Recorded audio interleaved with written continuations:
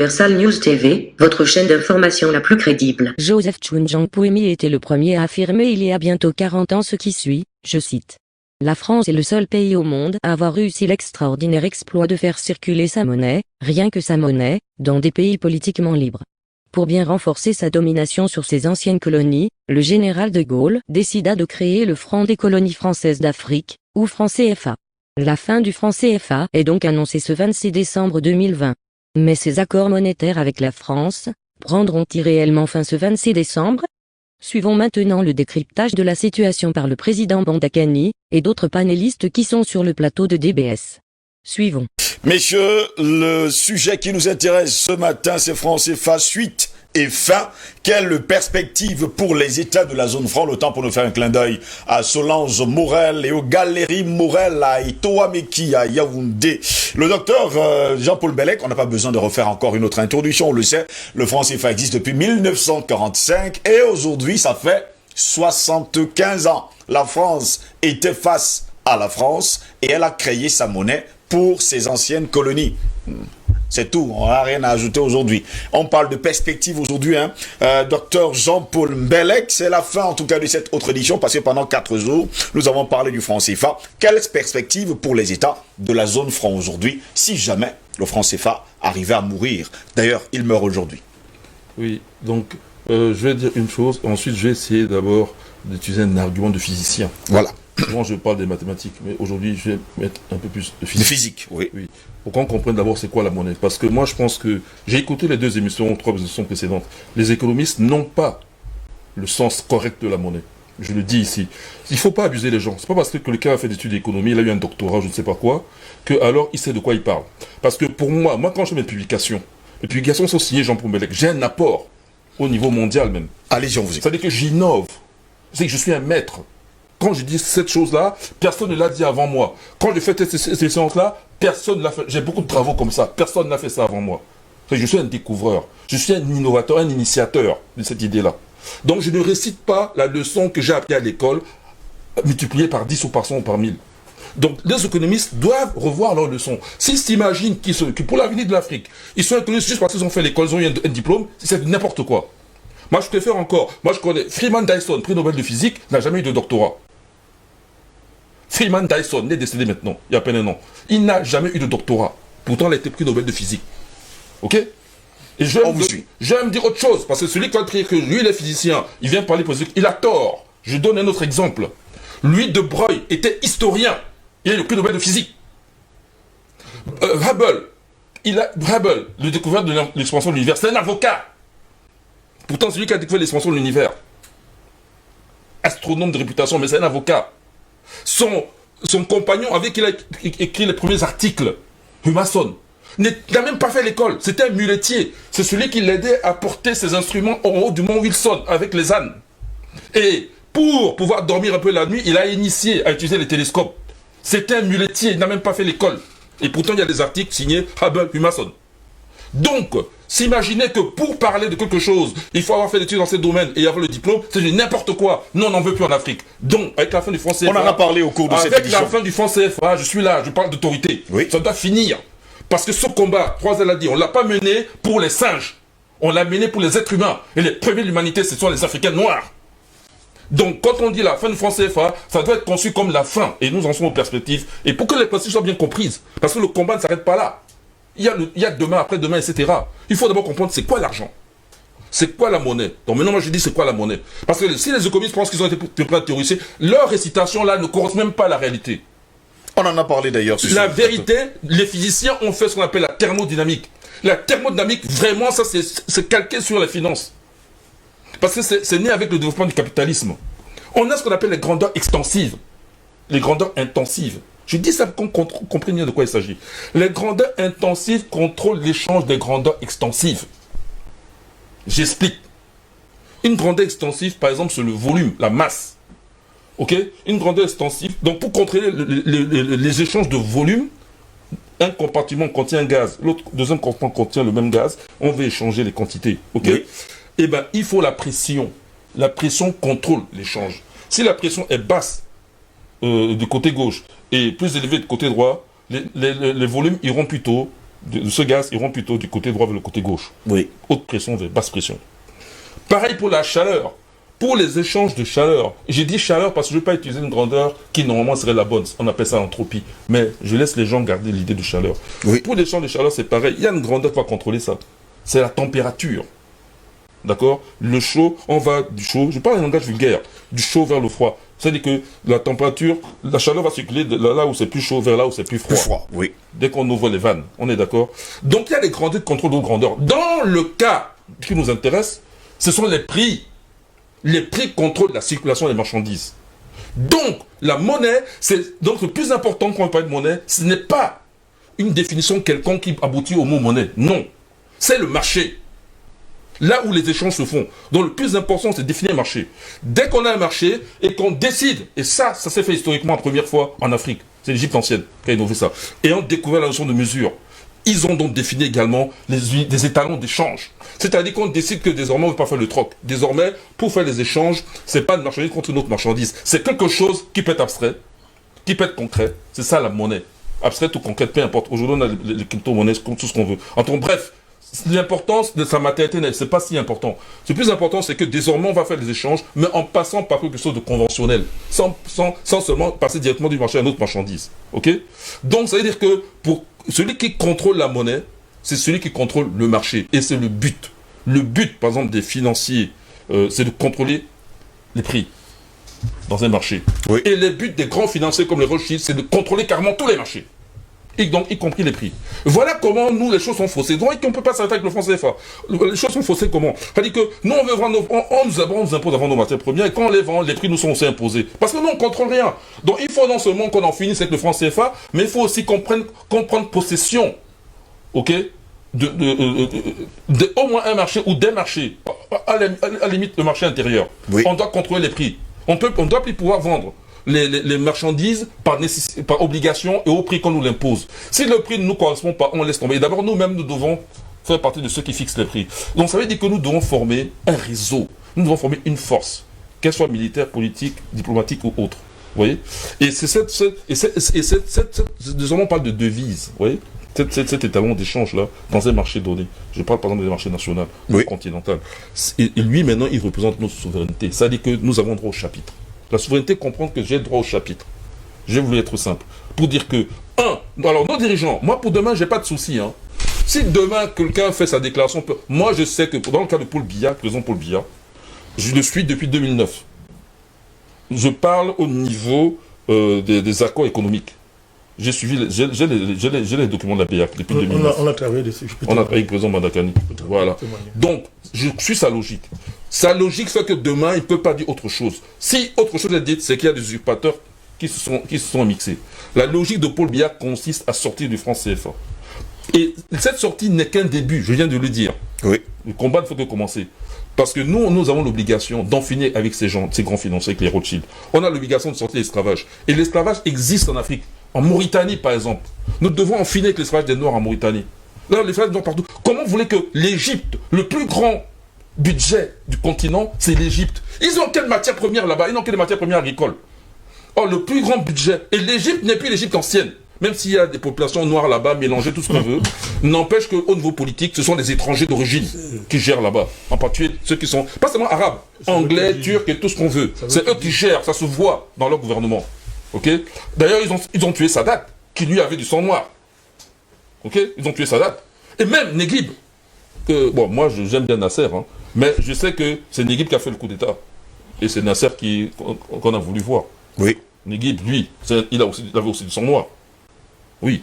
Alors, donc, en tout cas, affirmer. Oui, Kadhafi, tous ces gens-là, je parle de affirmer. Voilà. Je ne parle pas de quelqu'un qui est honteux de ça. Parce qu'il y a des gens qui ont du sang noir, qui sont honteux, ils ne diront jamais. Surtout quand ils ont un aspect un peu plus blanc. Ils évitent de dire qu'ils ont du sang noir. Oui, Kadhafi. Parce qu'ils sont honteux de leurs origines.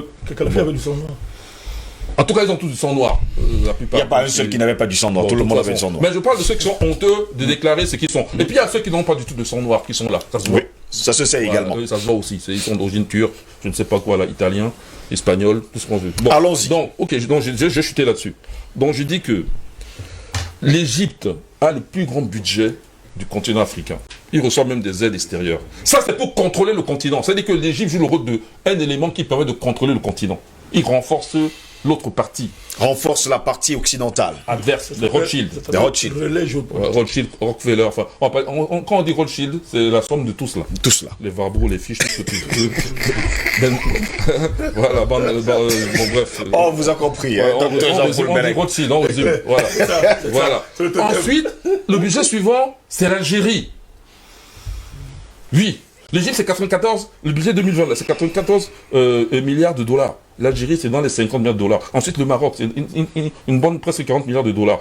Et seulement, loin, l'Afrique du Sud, le Nigeria, Oui. le Kenya. Bon, après, il y aura la Tunisie qui revient d'ailleurs. La Libye passe devant. La Libye, malgré la guerre. Voilà, j'ai oublié, après le Maroc, c'est la Libye. Malgré les conflits en termes de budget. Il faut donc expliquer comment. Parce que quand on dit Libye, Algérie, non que le pétrole et le gaz. Hein.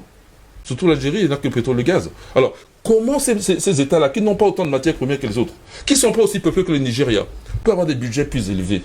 Oui. Hein? Comment leur monnaie peut être plus forte que le Naira? Ça veut dire que la guerre est là.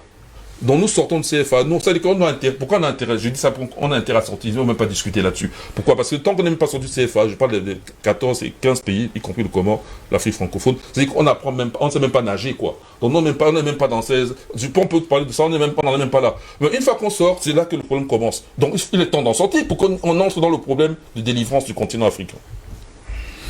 On vous a compris, hein, docteur Jean-Paul Bellec. Je me tournais vers vous, Paul est là pour continuer justement les propos de Jean-Paul Bellec pendant 10 ans. Depuis 10 ans aujourd'hui, nous avons commencé à parler de cette lutte contre le franc CFA et certains universitaires, des docteurs en doctorat sont sortis pour nous dire que nous avions tort, alors que nous expliquions les choses aussi simplement. D'ailleurs, le docteur Jean-Paul Bellec, j'allais dire professeur, vous êtes professeur, d'ailleurs il faut le dire comme ça, vous êtes enseignant.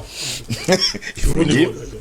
De haut niveau, il revient également pour dire à ces économistes qu'ils ont passé la majeure partie du temps à réciter des cours sans innover quoi que ce soit, sans dire quelque chose. Pourtant, ces cours, il faut le dire également haut et fort, ne viennent pas de nous. Ça vient directement des Occidentaux. La connaissance, je pense qu'il va falloir organiser un débat sur la notion même d'intellectuel. Oui. Et sur la nuance et les amalgames surtout qu'on fait entre intellectuels, diplômés, instruits et tout le reste. Parce qu'effectivement, et je remercie mon frère Bellec parce qu'il me tend la perche, il a parlé de la servitude monétaire, en d'autres termes, quand il a parlé des matières premières qui sont achetées à des prix imposés.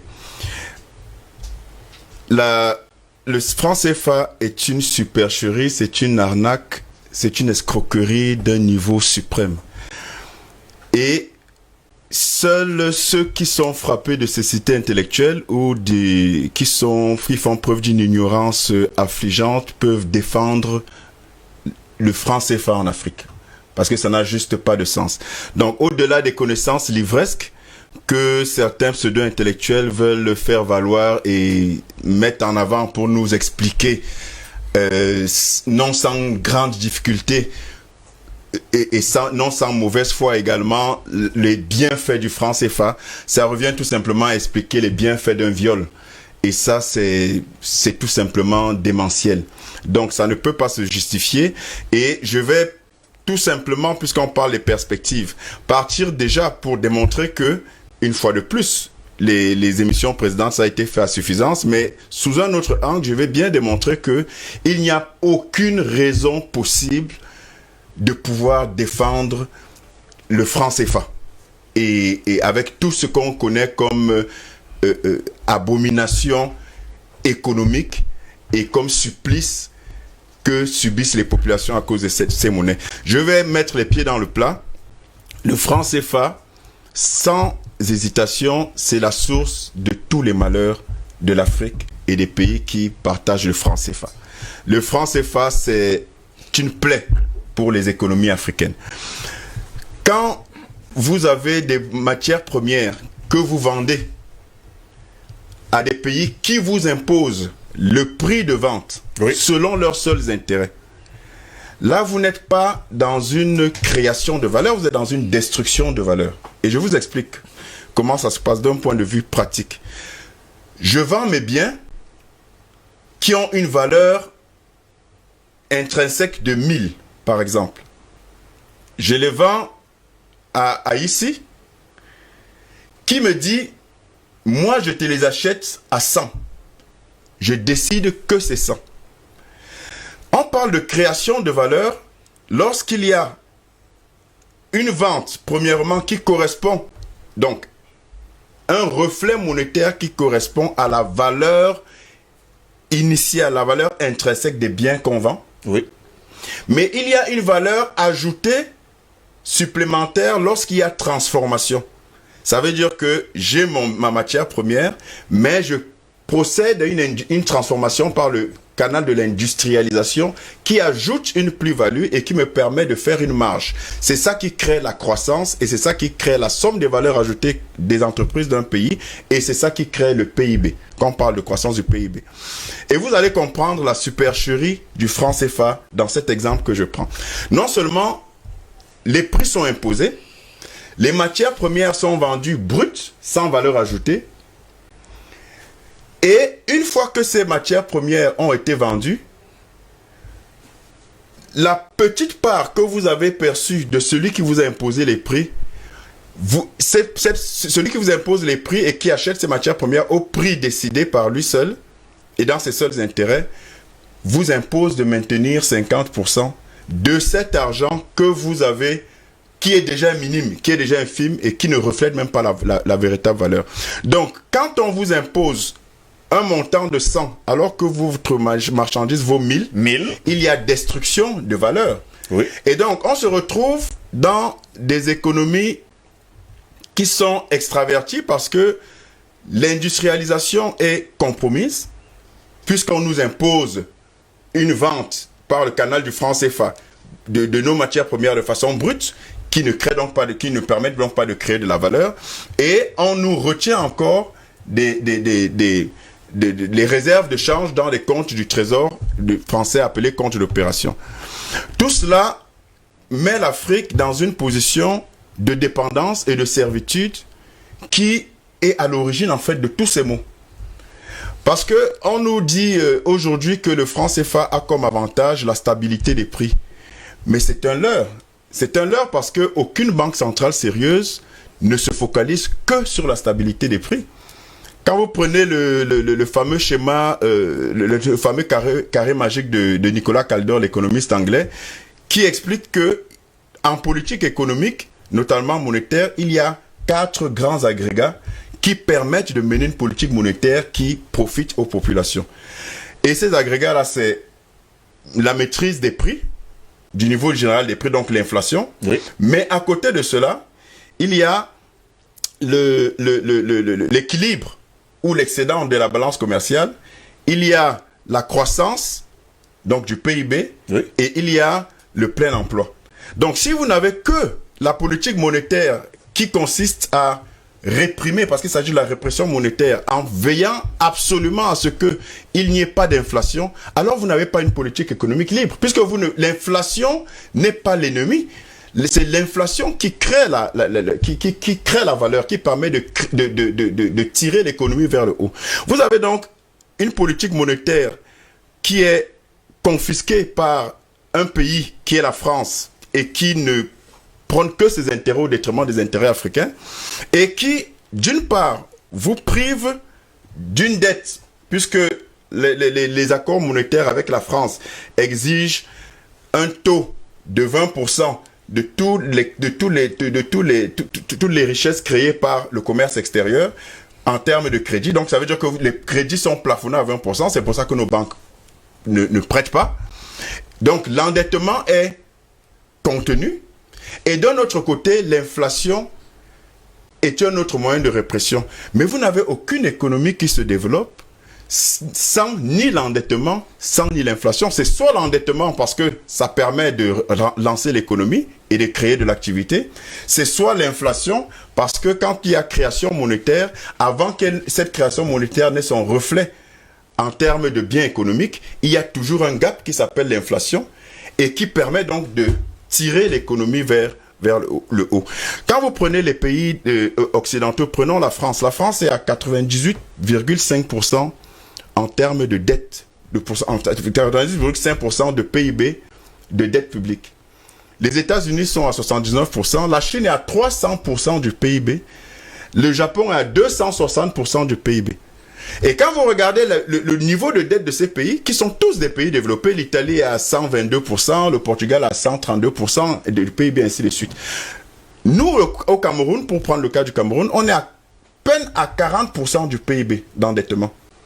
Ça veut dire qu'on ne peut pas tirer notre économie par l'endettement, parce qu'on a des plafonds du fait des accords monétaires post-coloniaux. On ne peut pas tirer notre économie par l'inflation, parce que on a encore cette répression monétaire là au niveau de la BEAC qui exige que le taux d'inflation ne soit pas supérieur à 3%. Là, il y a un problème. Si ni l'inflation ni l'endettement ne permet de tirer l'économie, c'est une économie morte. Donc, en clair, les économies du franc CFA sont complètement bloquées de toutes parts et du coup, elles se retrouvent avec des balances commerciales déficitaires de façon structurelle. C'est le cas par exemple du Cameroun, c'est le cas des pays de la zone CFA, de la zone CEMAC, c'est le cas des pays de l'UMOA. Et quand vous êtes dans une situation de déficit structurel de la banque commerciale, vous avez un problème au niveau de vos réserves de change qui déjà sont détenues en grande partie par la France à 50%, mais vous ne pouvez donc pas avoir une monnaie qui puisse compétir avec les autres monnaies du fait justement de ces réserves de change qui sont compromises. Et donc, pour finir, on se retrouve dans des économies de la zone CFA qui sont tenues par une parité fixe avec l'euro et qui donc constituent déjà une taxe sur les exportations, c'est-à-dire qu'on ne peut pas avoir une économie qui permette de jouer sur les fluctuations de la monnaie et décider que nous serons tournés vers l'exportation pour augmenter nos devises. Et donc, du coup, on se retrouve paralysé sans pouvoir ni gérer la politique monétaire, ni la politique budgétaire qui elle-même est compromise par des avoirs qui sont gelés par la France. Donc, il n'y a pas de bénéfice à tirer du franc CFA. Il faut en sortir et au plus vite. Il faut en sortir au plus vite. D'ailleurs, vous êtes d'accord avec tout le monde. C'est le jour de la sortie du franc CFA, le jour de la mort et surtout de l'enterrement du franc CFA. Président Badakani, nous on parle ce matin de perspectives pour les États de la zone franc si on sortait justement dès ce jour de ce franc CFA. Les perspectives seront le contraire de notre vécu actuel. Oui. On parle de perspectives. Le vécu actuel, c'est la mort, c'est la désolation, c'est la pauvreté de masse, c'est l'explosion du chômage, c'est la dépréciation culturelle, c'est le dépérissement anthropologique, c'est l'esclavage politique, on n'est pas dit généralisé, c'est la dépendance, ce sont les guerres civiles, c'est les traumatismes collectifs avec l'avènement au pouvoir de gens comme M. Ouattara, l'Adama Barrow, des trucs bizarres qu'on ne peut pas expliquer sur un continent que des gens comme ça soient présidents. C'est le blocage de notre avenir. Bloqué, c'est l'absence de perspectives, pour me résumer. Donc la fin du CFA, c'est le déblocage des perspectives. Parce que le franc CFA bloque les perspectives. Donc si on en finit, et on va en finir, les perspectives sont ouvertes. Oui. C'est de cela qu'il s'agit. Il faut résumer les choses simplement. C'est de cela qu'il s'agit. Donc, quand on règle l'affaire du franc CFA, on amorce maintenant le vrai combat contre la pauvreté. C'est comme Mounyaba appelait augmentation du niveau de vie, en termes quantitatifs et qualitatifs. Oui. Il ne s'agit pas seulement de remplir le panier de la ménagère. On peut remplir ça avec n'importe quoi, avec les bêtises que vend Carrefour, la saleté qu'on vend dans Carrefour et toutes ces bêtises-là. Il faut bien remplir le panier de la ménagère, avec la bonne nourriture, des bonnes choses, bio, qui ne rendent pas malade. Quand on sort du franc CFA, on amorce ça. Il s'agit de libérer le potentiel productif de notre pays et le rendre réel. Parce que le franc CFA bloque les forces productives. Il faut utiliser un jargon d'économie politique. Blocage des forces productives. Ça veut dire quoi? Pour qu'on comprenne bien. Quand vous avez une population qui patauge à peu de 80% dans le secteur informel, ça veut dire que le potentiel est bloqué. Parce qu'un homme n'a pas pour vocation, un acteur économique, un agent économique n'a pas pour vocation seulement d'être là toute sa vie, par exemple. Il lui faut une perspective de progrès et de croissance. Vous parlez comme ça. Je n'aime pas le mot croissance, ça ne veut rien dire. Il lui faut une courbe d'évolution claire pour voir qu'il évolue comme un enfant né, grandit et tout ça et qu'on sort. C'est pareil pour l'économie. Donc si notre secteur informel actuel ne peut pas muter pour devenir formel dans le sens où on voit une amélioration de la technique à ce niveau-là, où on voit un véritable progrès économique qui se traduit par le fait, par exemple, de commencer à fabriquer nous-mêmes les voitures ici, à fabriquer tout ce qu'on importe sur place, c'est ce que je veux dire, à pratiquement ne plus rien importer si c'est possible. On va seulement importer comme on a dit, comment on dit ça, par choix. Pas par contrainte. C'est de cela qu'il s'agit. On vit sous contrainte depuis 75 ans. Vous avez compris. Ça, la fin de France CFA ouvre une telle perspective. Moi, je ne parle pas de transformation structurelle que nous vend le ministre Moutazé. Je comprends ça. Il faut respecter sa fonction, tout ce qu'il fait. Mais moi, je ne parle pas de ça. Parce que projeter de transformer structurellement votre économie sans sortir de France CFA, c'est de la fanfaronnade. Donc, vous voyez, quand on a fini ça, le chômage va disparaître, va commencer à disparaître. On va sortir de la malédiction du chômage. C'est clair. On aura le moyen de construire de bonnes écoles à nos enfants, de révolutionner l'école, d'inventer l'école de demain, qui ne sera plus d'aller masser les enfants dans des salles de béton, en béton, qui chauffent et qui les rendent malades. De créer l'école de demain, où dès le bas âge, on identifie le génie d'un enfant, on a le moyen pour qu'il explose ça. Et on aura les Einstein partout. On aura les gens pour partout dans le pays. Donc ça permet d'ouvrir, d'assainir, de bonifier, de rendre la politique belle. Quelque chose de beau. Oui. Avec de l'art. Pas la sauvagerie et le crime qui tient aujourd'hui de politique. Pas la trahison qui tient le politique. Ça va avoir un impact même sur nos pratiques culturelles, sur nos pratiques religieuses et spirituelles. La religion doit cesser d'être un vol, d'être de l'exploitation, d'être le pion, pour devenir quelque chose qui ouvre les vraies perspectives spirituelles et cosmiques aux gens. Que les gens soient capables d'aborder la mort dans la paix. Parce que la vie sur Terre ne sera pas quelque chose de calamiteux, de catastrophique. Ça permet d'ouvrir. Je te dis que mais après la vie, qu'est-ce que je deviens? On aborde ça tranquillement, comme nos parents faisaient hier. Donc, les perspectives ne peuvent qu'être heureuses. Et puis bon, amusons-nous un peu, on va cesser d'aller à la Tour Eiffel, d'aller voir la prétendue belle avenue du monde. Personne ne va y aller là-bas, puisque nos avenues seront belles partout. Partout. Justement. Partout où il y a les belles avenues, au sens noble du mot. Pas verser le goudron pour verser, mais qu'il y a des routes sont bien faites, avec du matériau inventé localement, mais aussi parce que les gens qui marchent sur les routes sont heureux, ils sont à l'aise, ils ne perdent pas le temps à aller dans ce maudit pays qu'on appelle la France. On va dépenser moins d'argent à voyager, aller faire des bêtises, aller enrichir les Français, par exemple. Donc voilà les perspectives, M. Ngoss. Voilà les perspectives. Le blablabla, les perspectives sont claires. Ça va être le concret de ce qu'on dit aujourd'hui. Et comme Bala dit, s'il s'agit d'amorcer, quand tu es dans la cage, tu casses la cage, tu détruis la cage pour aller dehors. Et quand tu es dehors, maintenant, tu commences à marcher. Parce que dans la cage, tu ne marches pas. Il faut sortir. Quand j'ai dit ça, je voudrais revenir sur ce qu'a dit le professeur. Je pense qu'on n'a pas bien pris au sérieux ce qu'il voulait dire. Il faut bien comprendre quand il nous fait sortir des définitions académiques de la monnaie. Il faut bien comprendre. Et le franc CFA nous offre un cadre d'école extraordinaire, tout le monde peut comprendre. Avant le blanc, avant le colon, est-ce qu'on ne faisait pas l'économie en Afrique? Il y avait l'économie, une très belle économie d'ailleurs. Vous êtes d'accord, n'est-ce pas? Oui. Et une vraie économie, n'est-ce pas? Une vraie économie, qui enrichissait tout le monde. Donc le franc CFA, ce n'est pas un projet économique? Pas du tout. Parce qu'avant le franc CFA, on faisait l'économie ici. Donc on ne vient pas créer l'économie du franc ici en faisant le franc CFA. Le franc CFA, c'est un acte juridico-politique. Qu'un voyou qu'on appelle De Gaulle a pris. Ça veut dire quoi concrètement? Ça veut dire qu'il s'agit de prendre acte.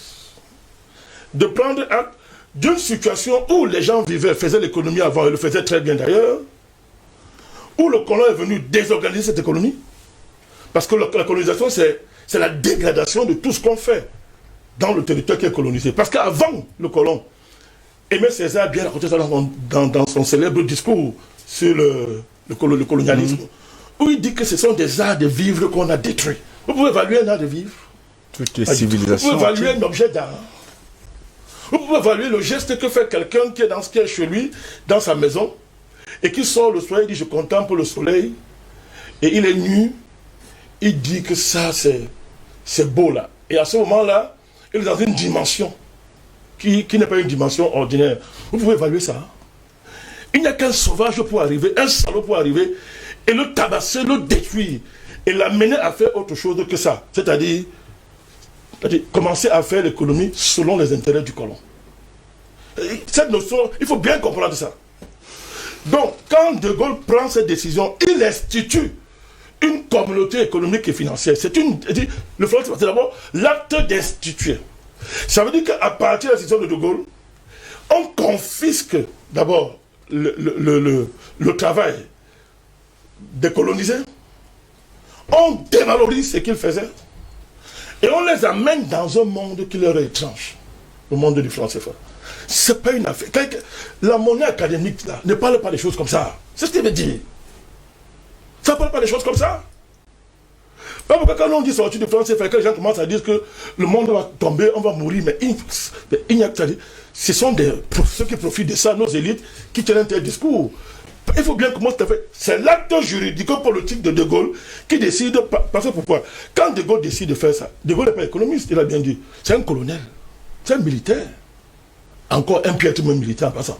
Mais Dr Bellet connaît ça, il connaît son histoire très bien. C'est un militaire. Il n'a jamais gagné une guerre. Très bien. C'est un militaire, De Gaulle.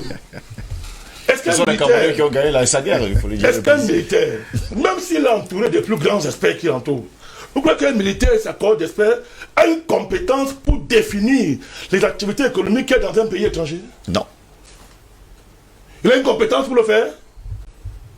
Oui, donc ce qu'il dit est répété. Il dit que ça, mais c'est ça que nous on appelle ça le crime contre l'humanité. C'est un crime contre l'humanité. Quand nous on parle de franc CFA, je ne peux pas m'attarder sur les aspects techniques. Parce que c'est l'affaire des Zinzou, des Nabouk pour tous ces idiots-là, permettez-moi l'expression, qui veulent effrayer les gens. Et nous on est obligé de les montrer comme ça, ils ne connaissent même pas. On est obligé de faire. Mais ce n'est pas une affaire technique. C'est une affaire politico-juridique. C'est un crime. Parce qu'on n'a jamais appris un être humain à travailler normalement. Quand un être humain naît, l'instinct de travailler est en lui parce qu'il doit vivre.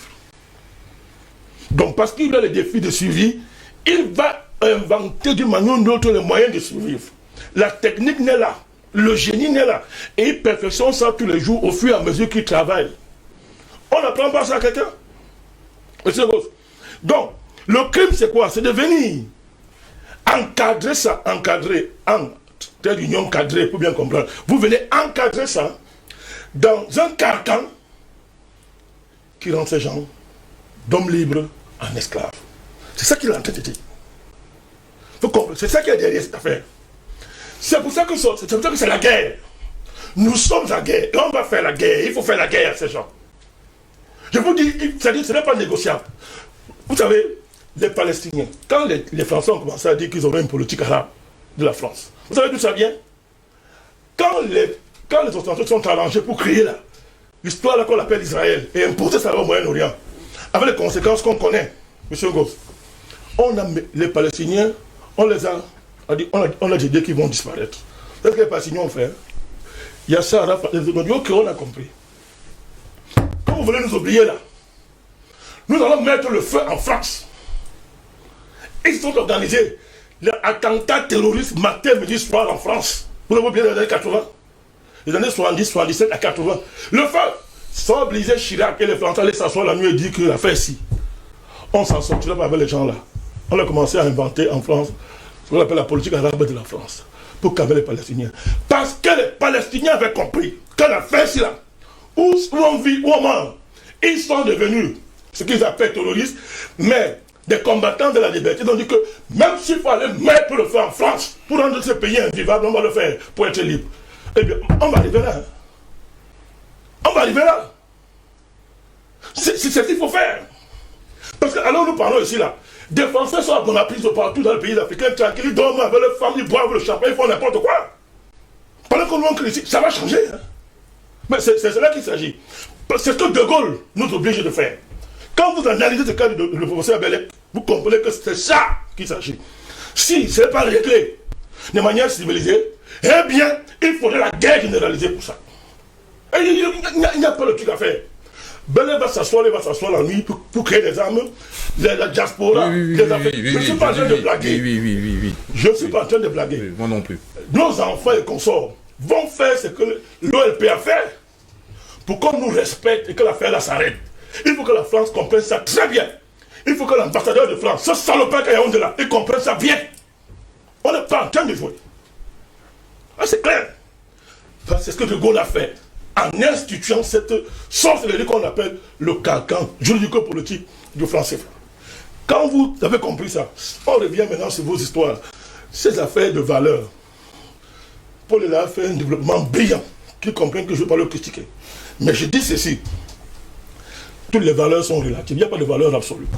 Écoutez, votre voiture vaut ce que moi, la manière dont je vois votre voiture. Oui. Je m'en fous que vous y ayez mis à l'intérieur tous les merveilles du monde. Si ça m'énerve, je n'achète pas. Je peux décider de choisir un vélo en caoutchouc. Ça me plaît.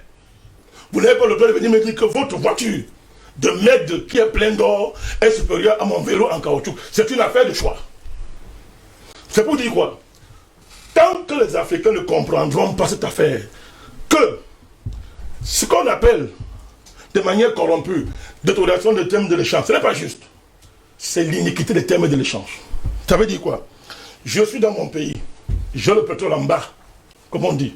J'ai de l'or en bas. Je ne m'en sers pas. Parce que j'ai un art de vivre qui me fait considérer l'or comme autre chose qu'une matière première. Oui. Et quand je prends ça, ça sert à autre chose. Ça me sert à adorer Dieu. Ça me sert à m'évader de la vie quotidienne. Toi, tu es dans ton coin là. Je ne sais pas quelle folie te prend. Tu dis que tu peux faire une industrie. Et pour ton industrie que tu as créée chez toi, sans demander mon avis, c'est ça la révolution industrielle des Anglais. Une autre bande de salopards. Vous créez cette affaire. Vous venez maintenant dire que, ok, mais on n'a pas de matière première. Qu'est-ce qu'on fait? Allons coloniser la vie. Mon Dieu. Il y a eu un référendum pour demander notre avis. Votre essor industriel, il y a eu un débat entre nous et vous pour savoir si ça vaut la peine ou pas. C'est un viol. C'est un viol, merci, monsieur Paulela. Et c'est plus qu'un viol. C'est grave. Vous débarquez, vous dites que notre or est précieux. Et c'est précieux pour vous, parce que sans vos machines vont s'arrêter. Et vous venez me dire que mon nom n'a pas de valeur, qu'il n'y a pas de valeur ajoutée, mais bon, on s'en fout de la valeur ajoutée, monsieur. Mon nom a déjà la valeur ajoutée du fait que c'est toi qui as besoin de ça. Moi, je vis ici, l'homme me sert à orner mes habits, à mettre ça sur moi pour faire d'autres choses que toi. Tu as besoin de mon nom. Monsieur, c'est moi qui dois fixer le prix de mon nom, c'est pas toi. Yes.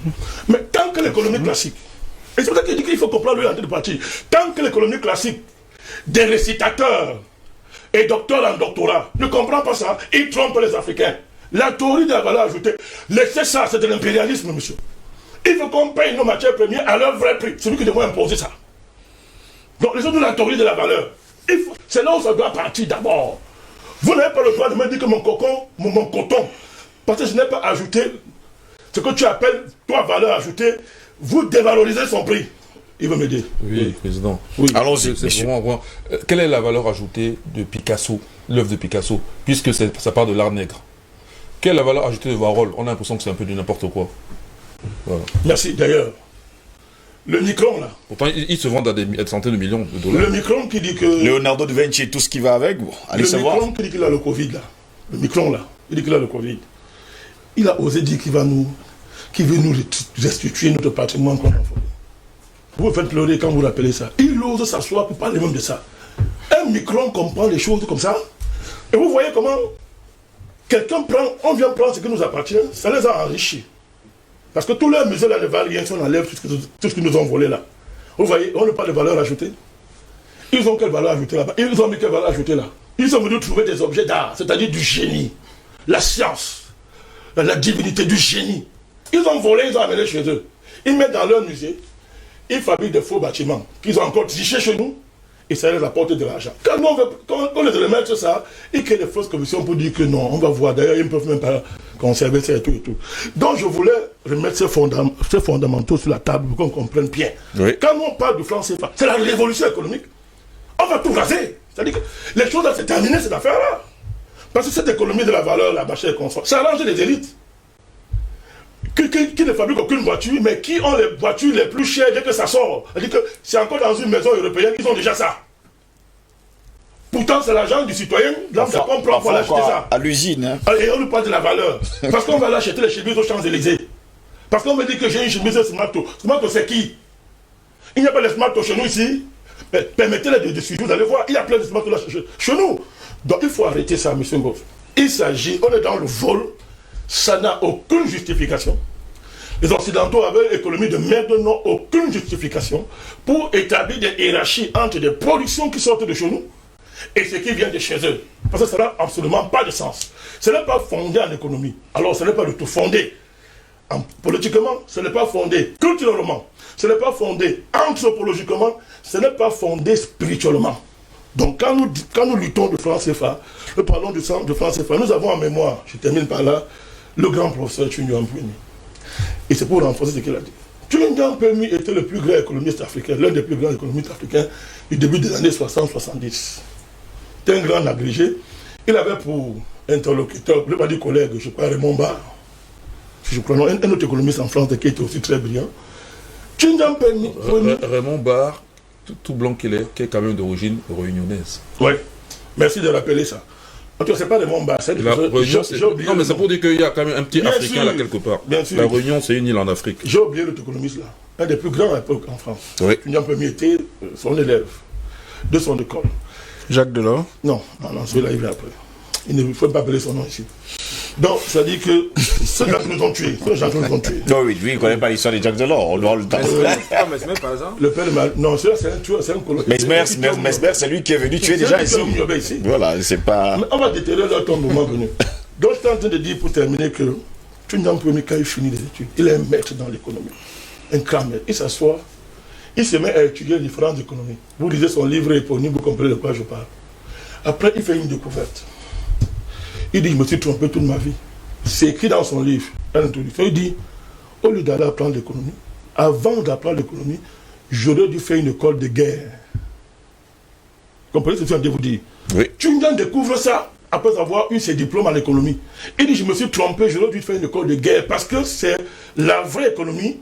Je devais commencer par faire la guerre pour chasser ceux qui ont envahi mon territoire. Tchundian Mpumi le dit. Pour dire quoi? Pour dire que si quelqu'un vient brandir les diplômes en économie et qui ne connaît pas l'art de la guerre, c'est-à-dire comment on va s'organiser pour chasser les Occidentaux, les impérialistes, parce que moi je n'ai pas un problème contre un blanc de notre territoire, pour chasser les impérialistes et en finir avec la tutelle de la France et des autres, il n'a rien compris. C'est un illettré qui a les diplômes, comme là il est en train de dire.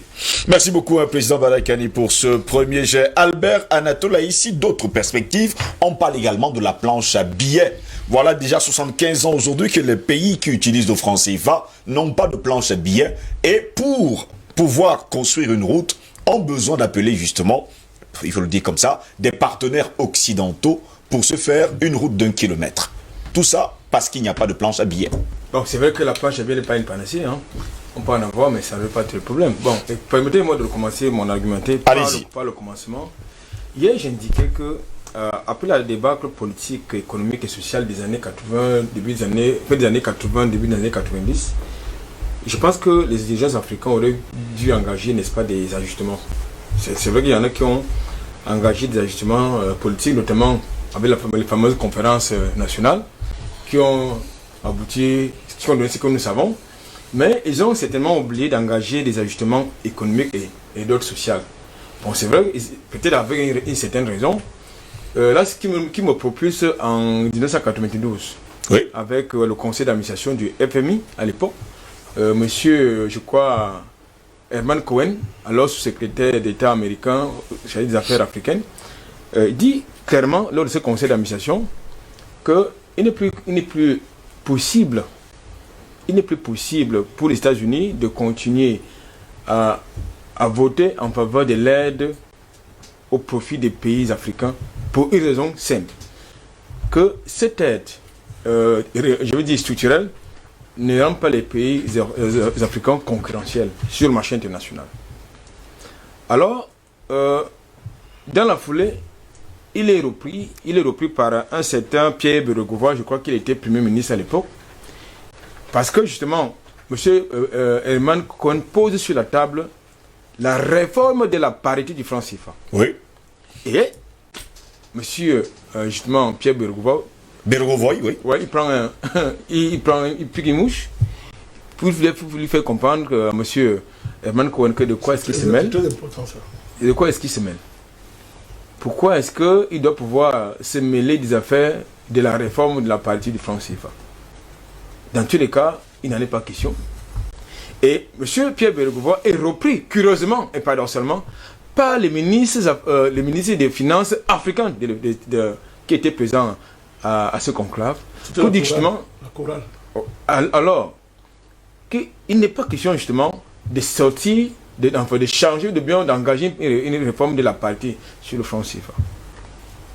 Maintenant, je crois que quelques mois plus tard, c'est un Jean Messmer justement qui revient, qui dit mais il faut justement, là je vais revenir sur votre fameuse planche à billets, où il dit justement que il n'est plus question que les pays francophones, du moins ceux qui sont dans l'espace de la zone franc, viennent faire la quête à la Caisse française de coopération pour payer leur dette vis-à-vis de la Banque mondiale. Donc il est question justement d'engager des réformes au niveau de la parité de franc CFA. Parce que il faut justement, il ne faut pas que la France continue de payer, de s'endetter ou bien de payer la droite des autres paysans. Là, j'ai fait deux lectures. La première lecture, c'est que M. Jean Messmer nous fait comprendre, contrairement à ce qu'on peut penser, nous fait comprendre qu'en fait, nous allons emmerder la France, c'est-à-dire les pays qui vont justement au guichet de la caisse de coopération, de la caisse française, sont entre la main de la France. Donc, ils ne sont même pas prêts à faire justement le point, n'est-ce pas, du fameux compte d'opération. Deuxième chose, c'est quoi? C'est que justement, il est question de demander à la France de ne plus sortir la planche à billets, parce qu'il y avait deux possibilités. Oui. Sortir la planche à billets, ce qui n'est pas une solution, ou alors la solution de l'endettement, qui également pose un problème. Tout à l'heure, je crois que l'un des panélistes tout à l'heure l'a évoqué sur le plateau. Parce que c'est une parenthèse, on ne peut pas, il n'y a aucun pays au monde ne s'est développé avec une monnaie surévaluée. Je crois que je ne peux pas me tromper là-dessus. Donc je pense qu'aujourd'hui, lorsque nous parlons de perspectives, après avoir évoqué les éléments que j'ai évoqués, oui, les perspectives vont offrir au moins deux opportunités. La première opportunité, c'est l'autodétermination. Rappelez-vous, en 1940, lors de son fameux discours de Brazzaville, je ne suis pas de M. de Gaulle, il avait promis l'indépendance politique et économique des pays d'Afrique. Alors, est-ce que les Africains qui ont libéré la France, n'est-ce pas, de l'impérialisme nazi, peuvent devenir les esclaves de ce pays-là, de ce bienfaiteur, entre guillemets, en loc? Je ne pense pas du tout. Il faut donc justement que cette promesse qui a été faite en 1940 par M. de Gaulle, c'est-à-dire l'indépendance politique et économique de l'Afrique, devienne une réalité. La seconde chose, c'est la dignité. Tout à l'heure, le président Bandakane parlait du respect. D'abord la dignité, parce qu'il n'y a aucune dignité pour quelqu'un qui est tout le temps de faire la manche. Il n'y a aucune dignité. Il n'y a aucune. Parce qu'aujourd'hui, on se retrouve, je ne sais pas quel même le classement économique des pays de la zone franc. Est-ce que c'est les pays moins avancés? Est-ce que c'est les pays pauvres très endettés? Est-ce que c'est les pays émergents? Est-ce que je ne sais pas? Est-ce que le statut... Un matin, ils sont émergents, 2 jours après, ils sont pays pauvres très endettés. Après, revenu intermédiaire qui décide. Donc, franchement, quel est franchement le véritable statut? Ils n'ont pas de véritable statut, je vous ça le dis. pose justement un problème. Ça pose un problème. Le FMI, la Banque mondiale, et dans tout cas les institutions de Bruxelles ne sont pas là sur le continent africain pour permettre à ce continent de se développer, jamais. Ils sont là justement pour préserver les intérêts des autres. Conséquence logique des choses, il faut sortir, nous avons dit à profusion qu'il faut sortir de cette affaire-là. Et quand nous sommes sortis de cette affaire-là tout à l'heure, le président Bandakane l'a, de manière objective et brillante, démontré que lorsque nous sortons du franc CFA, nous allons avoir une autodétermination, c'est-à-dire que nous allons avoir notre monnaie. Elle peut avoir un ancrage sous-régional ou endogène. En tout cas, dans tous les cas, il nous faut une monnaie endogène. Nous avons un marché, nous avons les matières premières, nous avons des ressources humaines. Mais qu'est-ce qui pose problème? Sinon, pour revenir à votre question, la planche à billets n'est pas une solution. Parce que ça crée également de la spéculation, ça crée de l'inflation qu'évoquait tout à l'heure.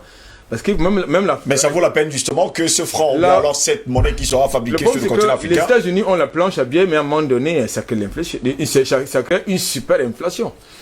Parce que ce n'est pas parce que vous avez la planche à billets que ça ne doit pas être contrôlé, votre flux financier. Devons-nous donc rester avec quelqu'un qui fabrique notre porte-monnaie? Il s'agit d'abord, après, quand nous sortons du franc CFA, il faut d'abord organiser notre économie.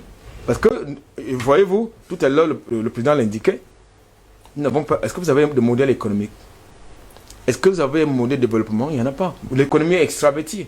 Il n'y a pas de modèle. C'est-à-dire notre modèle économique fonctionne est calqué sur n'est-ce pas, est calqué sur le modèle des autres. Il n'y a pas de modèle économique endogène. La preuve, c'est que quelqu'un parlait hier, quelqu'un, je pense, c'était Dr Douma, qui parlait, je crois, de marché, de la bourse des valeurs. La bourse des valeurs mobilières. Il faut homogénéiser toutes ces affaires-là. Ça ne doit pas être calqué selon le modèle des autres. Parce que nous avons nos réalités. Ça ne fonctionne même pas.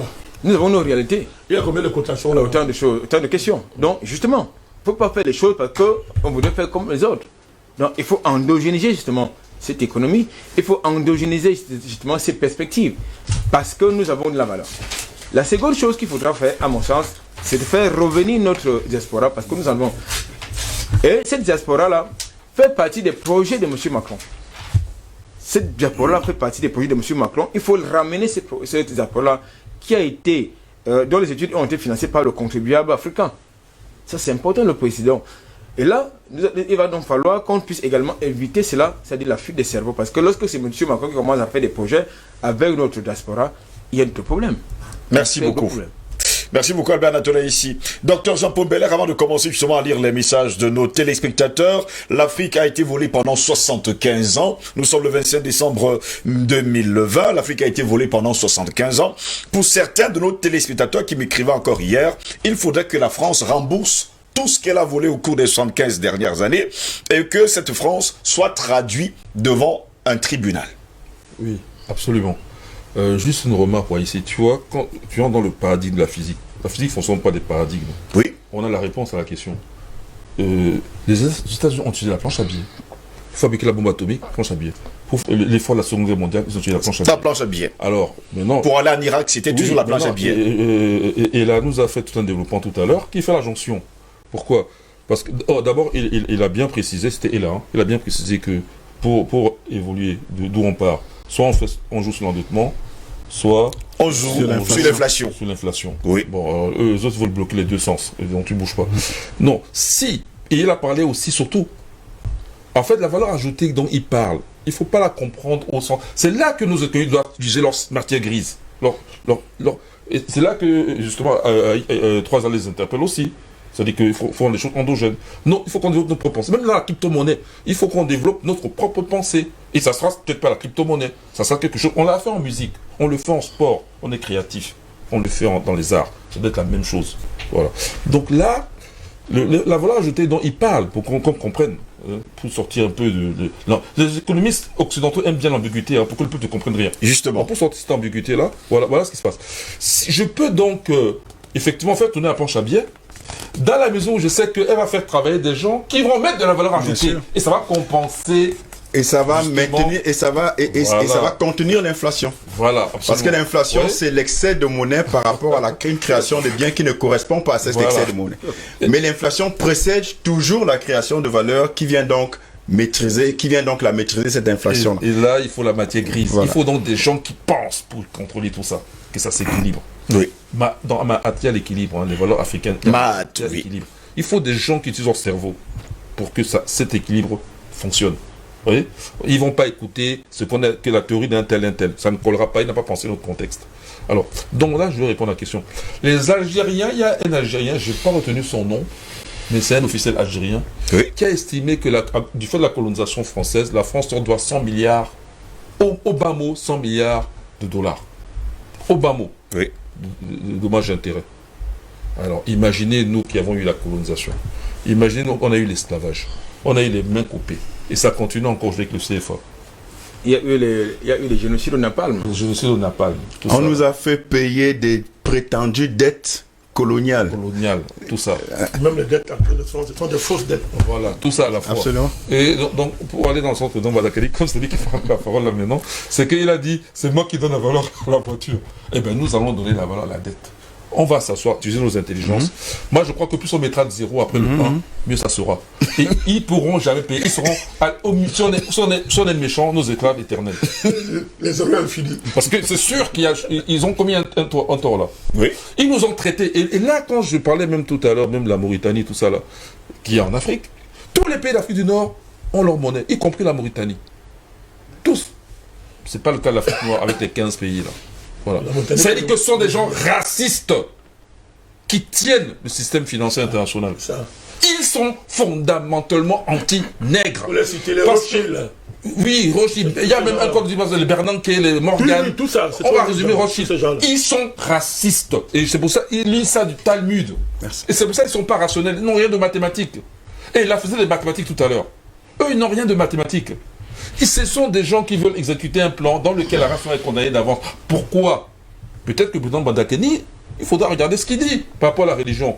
Ils nous ont usurpé quelque chose qui disent que ça eux, certainement. Parce que une telle haine ne se justifie pas autrement. Ils ont certainement usurpé, comme leur plan est messianique. C'est-à-dire que leur messianisme est basé sur des valeurs qui ne sont pas les leurs. Ils ont usurpé. Certainement africains. Et c'est pour cela que les Noirs sont les seuls condamnés sur ces gens-là. On est des moins que rien. Et alors que, contradiction logique, l'humanité est née en Afrique. Allez comprendre quelque chose. Et que eux-mêmes, leurs propres ancêtres sont des Africains. Ils sont racistes, ces gens-là. Actuellement, ils ont une théorie. Je vais chuter, hein. Allez-y, vous avez le temps. J'ai dit l'essentiel.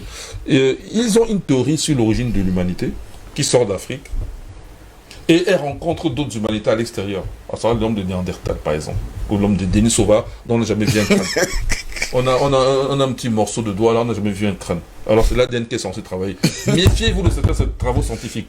Parce qu'ils sont financés. Certains travaux même sont faux, Oui, hein, nous le savons tous. Ils sont Tous ces travaux, c'est des faux travaux qui n'existent pas, qui ne doivent même pas exister. Même dans une ville scientifique de qualité, je fais même citer même Physical Review, il y a des chances que 50% des articles soient faux. Faux, oui, ils sont très nombreux d'ailleurs. Oui, parce que tout simplement le système de correction même est humain. Donc l'humain n'est pas. On a vu les études du Lancet. Voilà. Mais eux, leur fausseté, c'est pire que ça. Elle tient du financement. C'est pas que quelqu'un a fait un travail faux, mais bon, comme on n'a pas pu juger, c'est passé. Non, c'est même pas ça. C'est que le financement qu'ils reçoivent les oblige à aller vers certaines conclusions. Et là, c'est le cas du Lancet. Absolument. Vous voyez? Ça, c'est ça qu'il faut regarder. Donc, l'autre là, Open Society, là, Soros.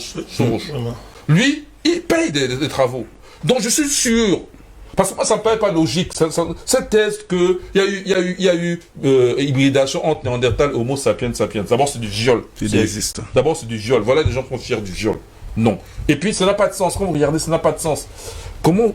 Enfin, bon, je vais résumer. C'est pour dire que c'est une théorie raciste qui consiste simplement à toujours séparer l'homme noir et le mettre à l'écart. Ces gens-là, à un moment donné, ils voient qu'il y a une consistance. Maintenant, comment ça venait un peu en arrière. Oh, les Africains aussi ont un peu de Néandertaliens, on ne sait pas d'où ça vient. Parce qu'il y a eu un refus. C'est du n'importe quoi. Donc on a besoin de vrais scientifiques, des gens qui vont dépasser. En fait, l'Afrique, son destin, c'est d'être le maître du monde à tout point de vue, y compris scientifique. Mais l'Afrique a toujours été scientifique, docteur Jean-Paul Bellec. Je n'oublie pas. Il a fini, que je n'oublie pas. Allez-y, président Badakeni, vous pouvez prendre la parole. Il m'a inspiré des choses. 3 ans. D'abord, je veux rapidement évacuer quelque chose. Il faut que les Africains comprennent ça. L'Occident n'a jamais été chrétien. C'est une usurpation. C'est de l'imposture. Ils sont des Grecs et des Romains. Avec leur religion romaine de l'époque et grecque, on connaît ce qu'ils faisaient, avec leur mythe, avec leur, comment on appelle ça, leur mythe là, tout ça. Leur dieu Zeus, Jupiter et tout ce qui va avec. Bien. La parenthèse du 13e, 4e siècle, avec la sorcellerie de Constantin, qui débouche au catholicisme, ce n'est pas ça être chrétien, au sens vrai du mot. Si vous considérez que être catholique c'est chrétien, vous répétez ce qu'il dit, ça n'a pas de sens. Il est fait le démontre, comment Constantin prend la religion chrétienne pour en faire une religion d'État. C'est un mélange, il mélange tout et du n'importe quoi. Et c'est à partir de là où on invente cette affaire où Jésus est né on peut également oublier que les Grecs, 25 décembre. Les Grecs avaient plusieurs dieux. Hein. Claire, quand les usurpateurs, quand des faits démontrent qu'on a usurpé, il ne faut pas donner aux gens qui ne sont pas et créer de l'amalgame. Ils n'ont jamais été chrétiens parce que tous leurs actes prenaient les actes de l'Occident. Depuis le 3e, 4e siècle. Prenez tous les actes jusqu'à aujourd'hui. Montrez-moi un seul acte là-bas qui est digne d'être appelé chrétien. Je dis au sens originel du monde. Montrez-moi un seul acte. Jusqu'à aujourd'hui. Quand les gens développent le LGBT, et les gens veulent vacciner les gens, ils font de ça un projet. Le jeunisme. Il y a un seul 11 chrétiens là-dedans.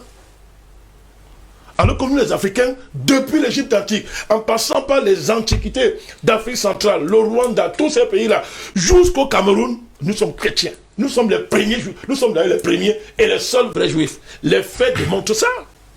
C'est de l'usurpation, M. Bellet. On peut également oublier que du côté de Burundi, il y a une Torah qui existe depuis des millénaires. Mais je parle du Rwanda. Du Rwanda également. Les Tutsis, vous avez les Dan en Côte d'Ivoire, et ils ne sont pas les seuls, qui ont par exemple pour tradition, c'est leur code traditionnel, le Deutéronome.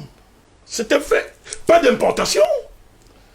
Il est démontré que le jardin d'Éden, c'était où? C'est démontré. Pichon, Avila, c'est l'Afrique centrale, ce sont les grands lacs. C'est démontré, personne ne conteste ça. De quoi est-ce qu'on parle? C'est de l'usurpation. Mais bon, ce n'est pas le débat d'aujourd'hui, les gens comprendront ce tout. Ce sont des sorciers. Leur religion, c'est le celtisme, c'est le bouddhisme. Voilà les choses fondamentales. Et allez voir ce qu'on faisait dans ces cultures-là. Vous allez comprendre ce qui se passe aujourd'hui. Et vous reliez ça aux pratiques qu'il y avait en Grèce et en Rome. Vous comprenez quelle est leur vraie religion. Ça débouche donc sur le talmudisme qui est la forme la plus élaborée de cette affaire. Et on colloque, ça s'est passé, c'est à Babylone, quand il y a eu, entre guillemets, ce qu'on appelle déportation. C'est là où il y a eu beaucoup de trafic, beaucoup de mélanges et tout. Les Juifs, là, tels qu'on les voit aujourd'hui, tout ça a été fabriqué et constitué. D'ailleurs, il est démontré aujourd'hui de plus en plus que M. Rothschild n'est même pas juif. Cette famille n'est pas juive, de manière fondamentale. Bon, c'est pas le débat. On va pousser les choses. Hein. On va pousser les choses. On y est en train d'arriver. Je vous ai envoyé la photo du pape. Qui baise de la main de Rothschild. Oh, je l'ai vu, je l'ai reçu, ne vous inquiétez pas. Moi, je ne parle pas des choses en l'air. Je vous ai envoyé la photo. Et j'ai dit que si vous montez ça, je vais m'asseoir. Si personne ne va m'asseoir ici pour commenter ça, pour dire que le pape qui est là, c'est un salopard. Le sujet qui nous intéresse d'ailleurs, voilà. Restons dans le franc CFA. J'étais en train de dire, le pape là, il faut lui faire la guerre parce que il utilise son notion papale pour vouloir dire tous les Africains et l'humanité. C'est pas un jeu. Si vous l'attrapez dans un coin, il faut finir avec lui. C'est pas un jeu. Un monsieur comme ça, mais c'est pas amusant. On n'est pas en train de blaguer. Il va signer les accords avec les Rothschild, tous ces consorts, pour vacciner les gens. Un pape qui prétend être chrétien, qui dit que le vaccin, qui comporte les foetus des enfants qu'on a tués par avortement dans un vaccin, il va dire ça. Vous dites qu'il est chrétien? C'est un bandit de grand chemin, c'est un criminel, c'est un tueur, il faut le traiter comme tel, même s'il porte la casquette de pape, c'est un vaurien. Revenons sur le sujet, voilà. Président Madekani. Je voulais parler des macro-instruments. Il a évoqué ça. Tout à l'heure, j'ai démontré comment De Gaulle, en instituant politiquement et juridiquement le cadre qu'on appelle franc CFA, comment on dit ça? C'est-à-dire que totémiser nos économies. C'est-à-dire que les transformer en autre chose. En ayant démontré qu'on n'apprend pas un peuple à faire de l'économie. Les gens, dès qu'ils naissent, ils travaillent pour satisfaire leurs besoins. Ça, c'est une fonction naturelle à l'homme. Comme pas dans une école. On peut perfectionner, mais on ne peut pas africain.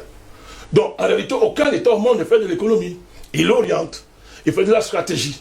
Ce sont les hommes, dans leurs différents territoires, qui font l'économie. Par leurs activités élémentaires d'abord. Et après, on les sophistique. Donc maintenant, vous allez ajouter à ce cadre-là. C'est important. Et pour comprendre comment on sort du franc CFA sans problème. Sauf pour nos élites. Je vais démontrer ça pour nos élites. Vous prenez le cadre, ce cadre macroéconomique qu'on appelle franc CFA, cadre juridico-politique, je le dis, on a collé à ça, greffé à ça, ce qu'on appelle le budget. C'est-à-dire, vous avez l'appréhension déjà satanique du franc CFA par la France, mais en plus, on vient greffer dessus le budget pour nourrir l'État. Nos États là, pour les nourrir. Et qu'est-ce que l'État fait? Est-ce que les fonctionnaires créent des biens directement? Ils créent des biens immatériels, les papiers, les dossiers, les choses comme ça. Bon, c'est pas mauvais. Mais ils ne créent pas des choses qui nourrissent les gens directement. Valeur non marchande. Voilà, très bien. Voilà. Je voulais en parler au cas-là parce que bon, concernant ça. Parlons comme ça. Ils font ça. Je ne dis pas qu'ils ne servent à rien. Ils servent. Mais ils ne produisent pas la richesse là directement. Ils font les choses indirectes, directement. Donc, il faut les nourrir. Il faut nourrir les militaires. Que notre travail extraordinaire à faire. Il faut nourrir tous ces gens-là qui font autre chose que produire directement de la richesse. Donc, là encore, c'est un macro-instrument qui vient encore, en plus du macro-instrument fondamental, le franc CFA, vous voyez les pensions qui sont faites sur les capacités à produire directement de la richesse. En plus de ça. Et ça, le budget, c'est un prélèvement prévisionnel. C'est un prélèvement. Donc, ça veut dire quoi? Ça veut dire que vous allez voir que les orientations de nos fonctionnaires, leur conception de la vie, si les fonctionnaires estiment que Paris est le centre du monde, ça veut dire que les orientations fondamentales de notre budget vont être parisianisées. Or, lorsque vous parisianisez vos orientations fondamentales, ça veut dire que cette parisianisation se traduit monétairement en euros, M. Gross, en euros. Alors que si vous camerounisez vos orientations, ce n'est pas en euros. On va créer quelque chose d'endogène qui ne sera pas l'euro, mais sera une chose qui va nous enrichir. Il faut que vous compreniez ça. Parce que c'est le train de vie de l'État. C'est-à-dire ce que l'État achète chaque jour de concret est importé, par exemple. Parce que ce n'est pas produit sur place. Vous vous appauvrissez, vous devenez pauvre. Il faut comprendre, vous devenez pauvre. Et ça veut dire que les gens travaillent. Leur travail n'est pas valorisé à dessein, parce qu'il y a une forme d'intermédiation, une macro-intermédiation qui est là, et qui ne sont que des cadres juridiques, politiques, des cadres administratifs qui n'ont pas de rapport direct avec la production. Il faut comprendre ça. C'est pour ça que quand on dit que non, sortir de France c'est dur parce que une bonne partie de nos fonctionnaires ne veulent pas intégrer ce que nous sommes en train de vous dire là. C'est bien de porter des vestes, je suis d'accord. C'est bien d'être beau, de faire la fonction. C'est très bien. Mais il faut faire ça en adossant ça sur la réalité camerounaise, pour parler du Cameroun, sur le travail valorisé du Cameroun. Si on fait tout ça par le budget qui permet d'aller prendre des avances du FMI, en lieu et place de la planche à monnaie, parce que quand le FMI nous donne l'argent, ils appellent ça quoi, le plan de tirage spécial. C'est une forme de fausse monnaie. C'est la planche à billets. J'avais démontré ici que le dollar était une fausse monnaie à l'époque, était à moitié faux. Tu me suivais. On riait. Que disent les Américains aujourd'hui? Trump l'a dit officiellement. Le président américain l'a dit.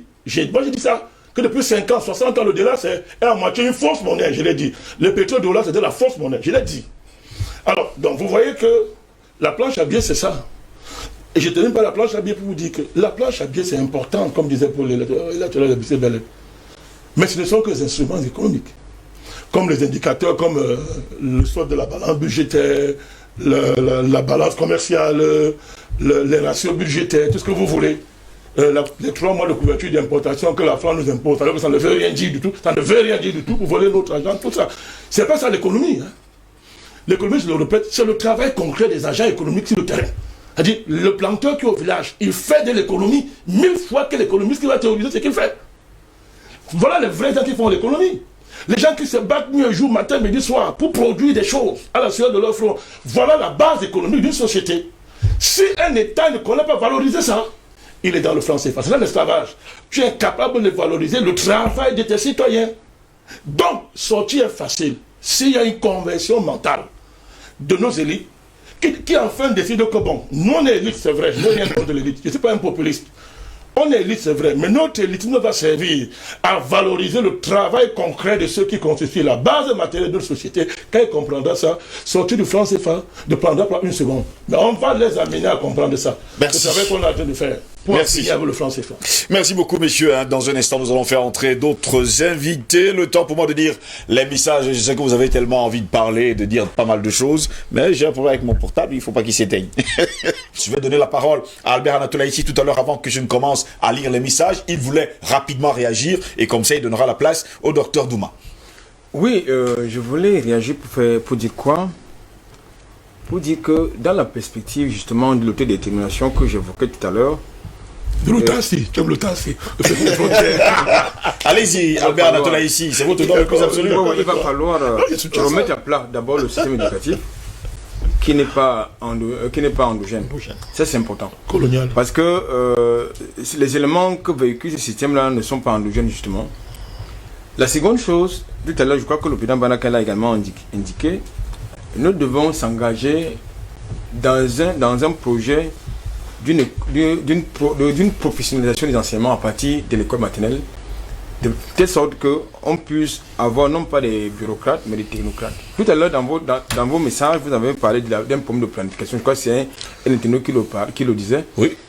C'est le gros problème justement des États africains, de l'espace francophone. Ça dit que vous avez 500 500 planificateurs dans chaque ministère, mais qui n'ont aucun sens de la prospective. Et aucun sens de la planification. Vous avez 500 planificateurs dans chaque ministère, mais ils n'ont aucun sens de la prospective de la planification, comme vous avez dit. C'est un paradoxe. Pourquoi? Parce que justement, ils représentent ce que M. Edmond Ketia a l'habitude d'appeler les dépositaires de la pensée résiduelle. C'est-à-dire qu'ils récitent des choses comme dans les livres, mais ils ne les endogènent pas. Vous avez un gros problème aujourd'hui avec les enseignants. Hein? Non, sérieusement. Nous tous d'ailleurs. Pas du tout. Un gros problème d'ailleurs.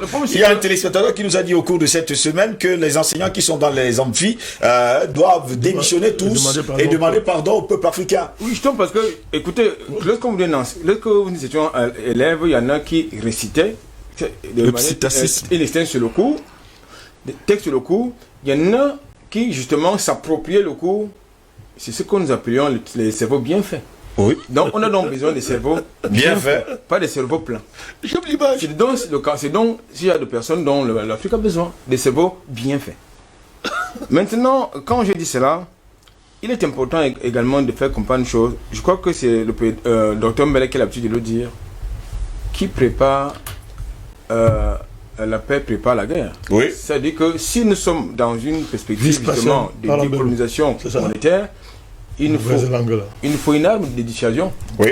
Parce que si aujourd'hui on ne peut pas venir faire on ne peut pas aller faire en Côte du Nord, on ne peut pas aller faire en Chine ce qui se passe sur l'espace continental africain, c'est parce que ces gens-là ont le doigt posé sur un bouton. Sur un bouton qui peut faire mal. Donc, je pense qu'il nous faut un projet comme ça, un projet panafricain ou continental, dans ce sens, parce que aujourd'hui, c'est le seul continent, l'Afrique, qui a au moins 7 bases militaires. Des autres puissances internationales, il y a un problème. Donc, il va donc falloir également régler cette question-là, des bases militaires sur le continent africain, quand nous avons réglé le problème de monnaie. Non, ça va ensemble. Ça, c'est important. Oui. Non, il est possible que lorsqu'on règle sur le papier les problèmes de monnaie, mais que les bases militaires fassent encore l'objet de beaucoup de négociations. Il faut absolument que ce soit de manière définitive. Il faut timiser ça. Il faut un timing. Donc voilà un peu ce qu'il fallait que j'ajoute.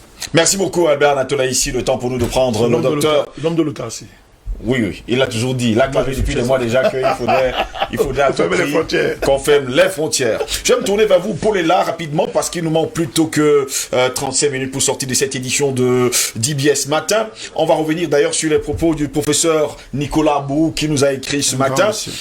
Il nous a dit d'ailleurs dans ses propos, parlant des pays africains qui utilisent leur propre monnaie, mais ne sont pas développés, il faut dire qu'ils n'appliquent pas le deuxième principe qui est la transformation locale des matières premières. Là encore, ce sera une erreur à ne pas commettre si jamais il fallait sortir justement du franc CFA. Absolument, c'est un honneur. Je salue le professeur Agbo, que je respecte énormément, que je suis beaucoup, qui m'a inspiré et qui continue de m'inspirer. Bonjour professeur Agbo. Et c'est un honneur aussi que me fait le journaliste Steve en me faisant prendre le relais sur votre réaction.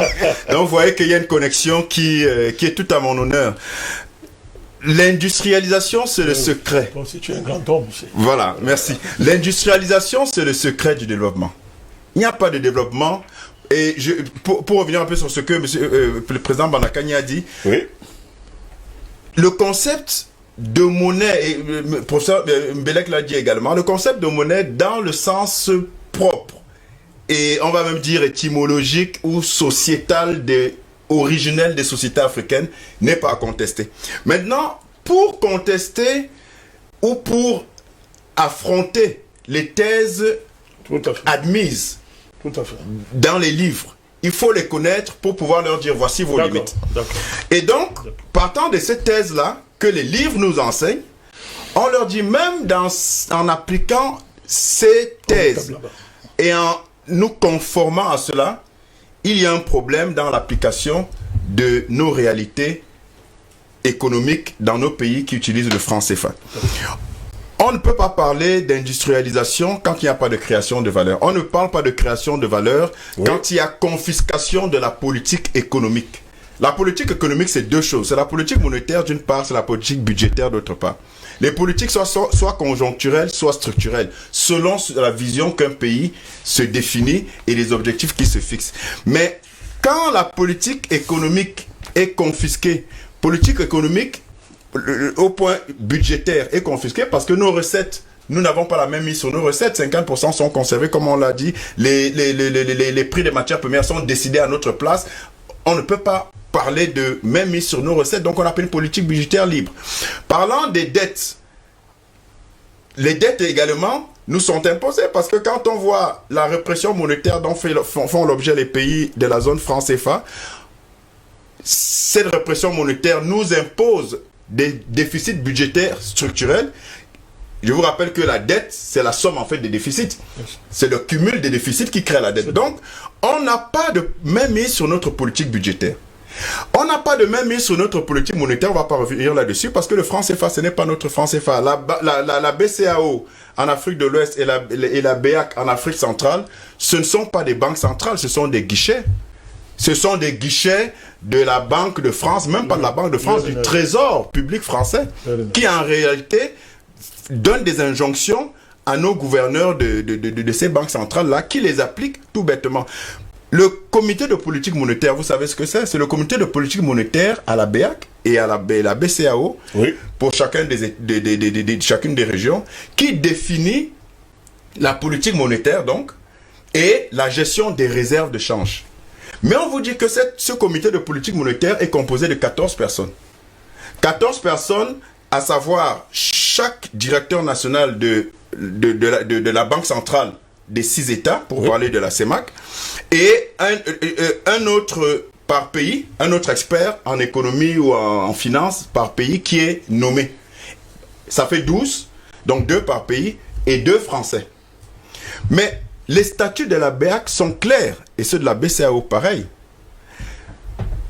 Les représentants du comité de politique monétaire n'ont pas le droit, sont tenus de taire les volontés de leurs États. C'est-à-dire qu'ils ne sont pas là pour représenter leurs États. Est-ce que vous comprenez ce que ça veut dire? Mais ça veut dire que ils reçoivent leurs injonctions directement de la France et qu'en réalité, ils sont des figurants qui sont là pour appliquer ce qui leur est dit. Donc, il n'y a pas de liberté. Le couvert de discipline budgétaire. Exactement. Donc, il n'y a pas de liberté sans qu'on ne puisse battre notre propre monnaie. Et permettez-moi de boucler cette Allons-y rapidement, hein, parce qu'il y a le docteur. Voilà, je vais boucler en disant que il faudrait, j'aime revenir là-dessus, il ne faudrait pas qu'on se trompe de combat. On nous parle de combat contre la corruption, contre le chômage, contre la désindustrialisation, contre la fuite des cerveaux, contre l'immigration clandestine, contre l'aliénation culturelle. Mais ça, ce sont des combats périphériques. Le vrai combat, parce que ce n'est que la conséquence d'une servitude monétaire. Le vrai combat, c'est celui du franc CFA. Et faut que ceux qui nous écoutent sachent que le combat du franc CFA, ce n'est pas une histoire des élites. Le franc CFA affecte le quotidien du petit commerçant, comme celui du fonctionnaire, comme celui de l'homme d'affaires.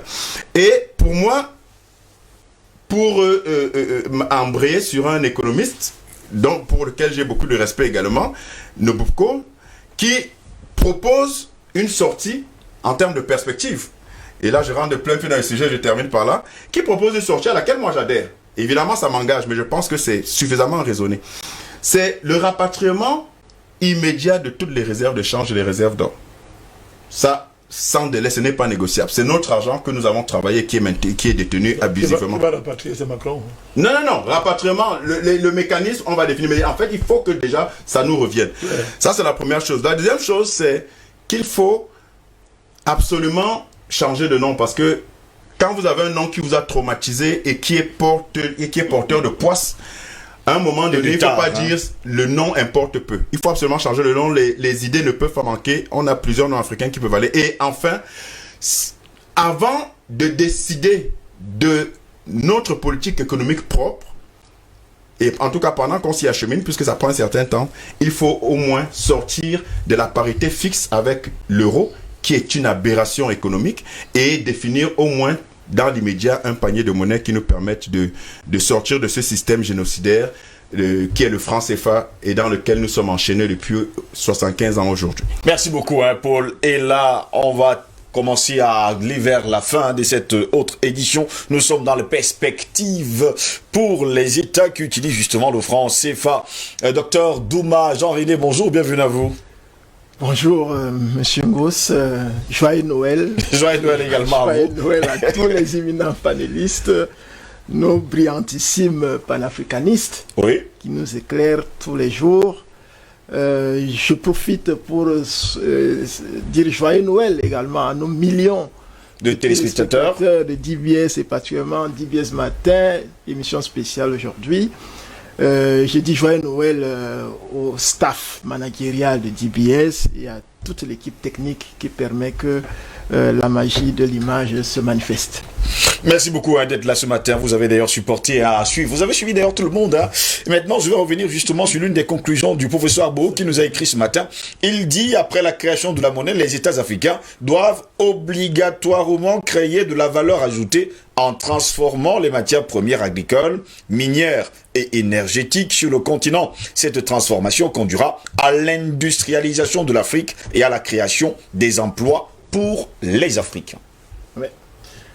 Le professeur est un grand maître sans connotation péjorative.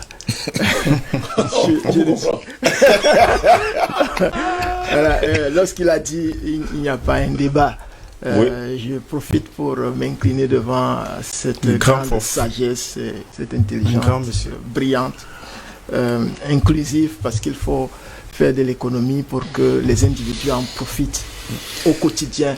Oui.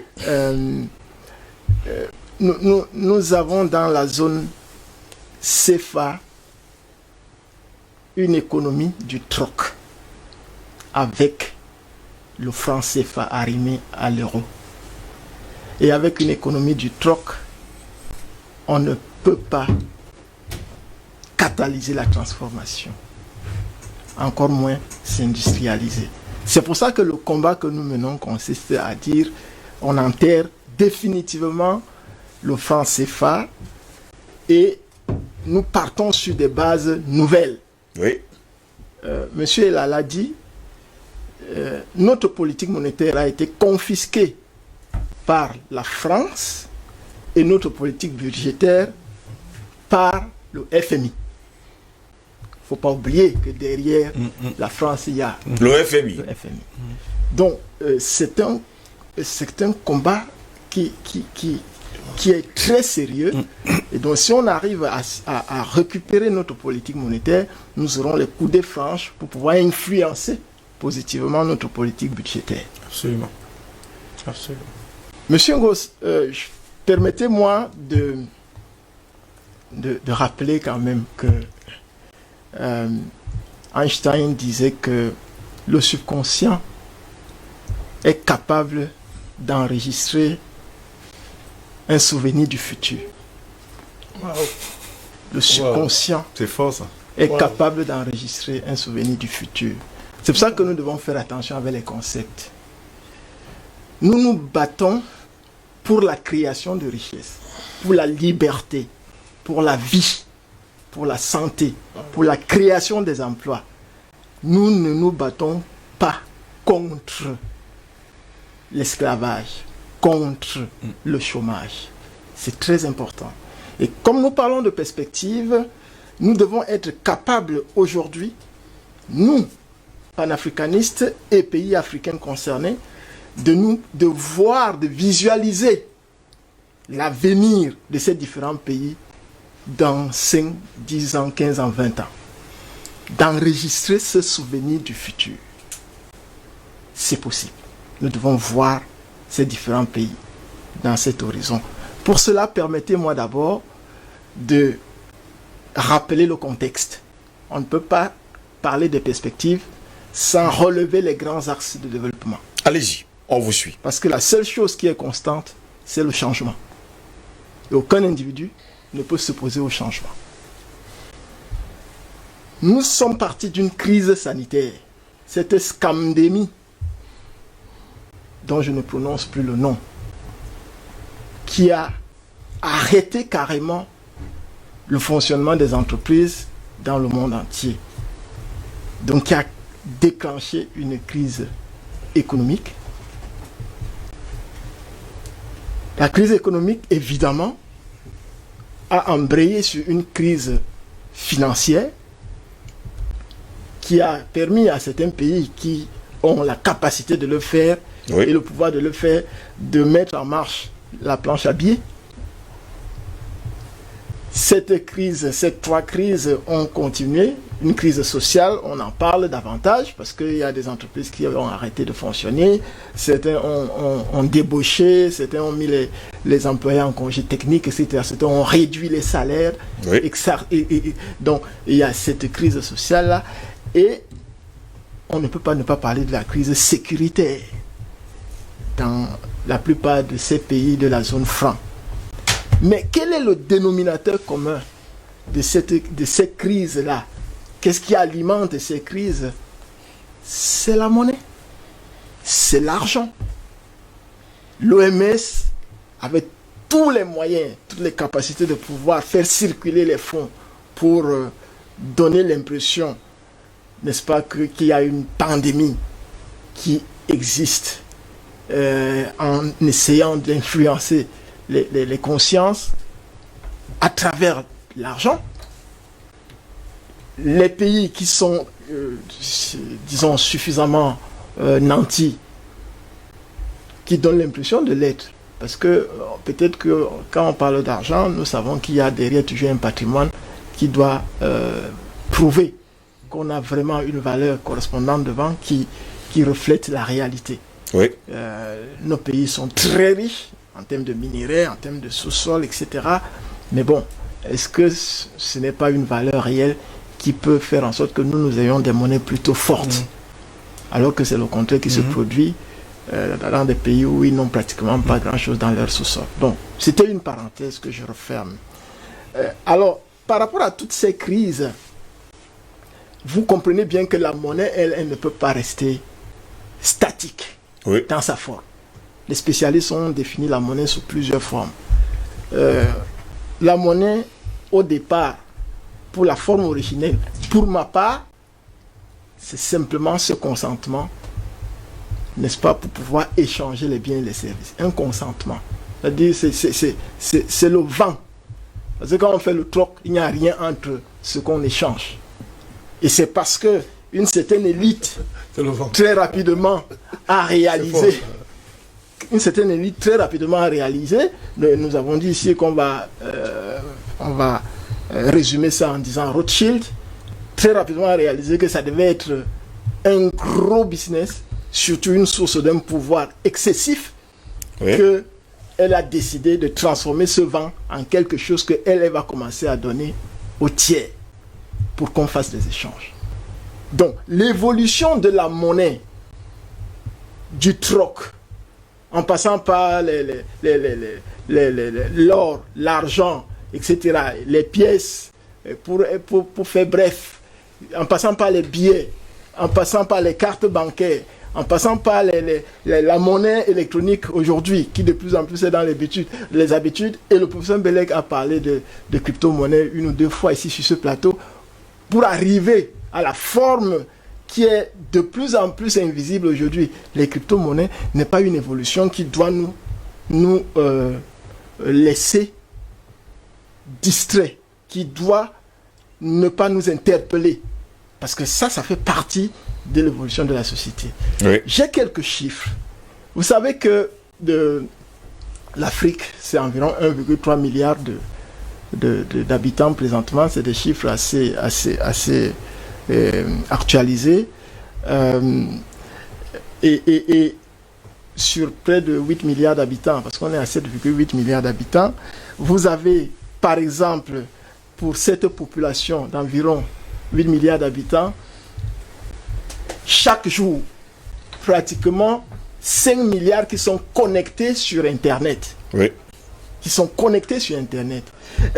Parmi ceux qui sont connectés sur Internet, vous avez 5,1 milliards d'utilisateurs de téléphones portables qui se connectent sur Internet par jour.